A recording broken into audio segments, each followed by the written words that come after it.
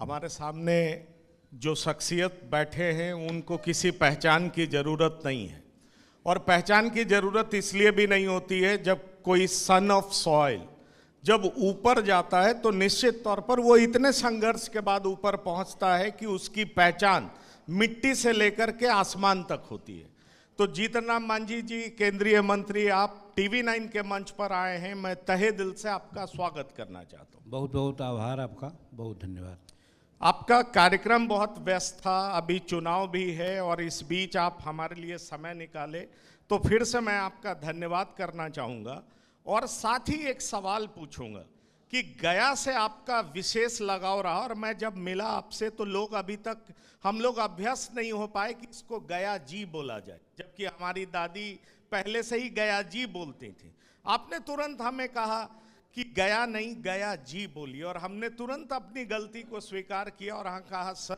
आप बिल्कुल ठीक कह रहे हैं, गया जी। तो ये गया से गया जी तक पहुंचने में आपको कितनी मेहनत करनी पड़ी? मैं समझता हूँ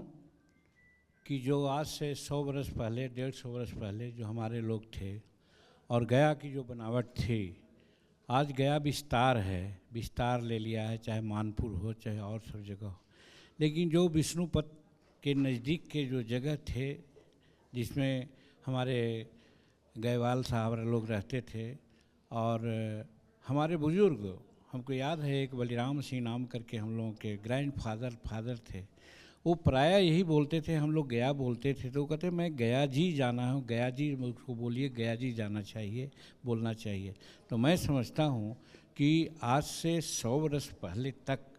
गया को गया ही जी कहते थे, इसलिए कि इसका जो कंसंट्रेशन था सिर्फ विष्णुपद के आसपास से ही और नदी के पश्चिमी किनारा ही था, इसलिए। लेकिन अब तो 21वीं शताब्दी में हम लोग आ गए हैं, आज बहुत तरह के कल कारखाने लग रहे हैं, आज इतना रेलवे का जो हम लोग का स्टेशन है, हवाई जहाज है, अन्य तरह के बात हैं। तो आधुनिकता के चादर ओढ़ने के बाद भले हम लोग गया में भूल गए थे, लेकिन हम धन्यवाद देते हैं